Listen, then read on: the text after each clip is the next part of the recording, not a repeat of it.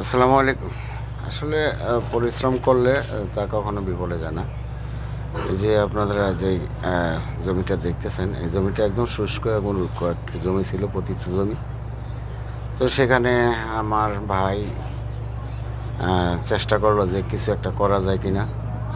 তো দেখেন, সে এখানে টমেটো গাছের চারা রোপণ করছে এবং এই যে লাউ গাছ লাগাইছে। তো আল্লাহর রহমত, হয়তো তার পরিশ্রমের সফলতা সে পেয়ে যাচ্ছে এখান থেকে। গাছে টমেটো অলরেডি ধরে গেছে কিছু, এবং অনেক লাউ সে এখান থেকে কেটে নিয়ে বিক্রি করছে। তো এখানে জমির পরিমাণ অনেক বেশি, প্রায় 1.5 বিঘা জমি আছে।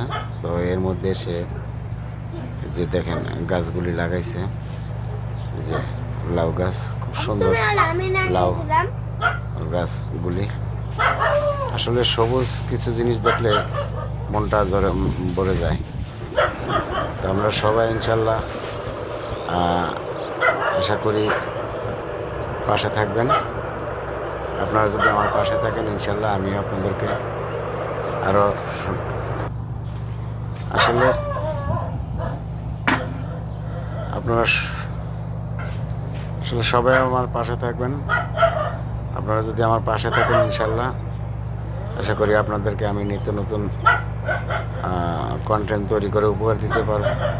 আপনারা সবাই একটু আমার চ্যানেলটা সাবস্ক্রাইব করবেন এবং দেখবেন, এটা হলো আমাদের এই জমিটার পাশেই একটা বিলের মতো।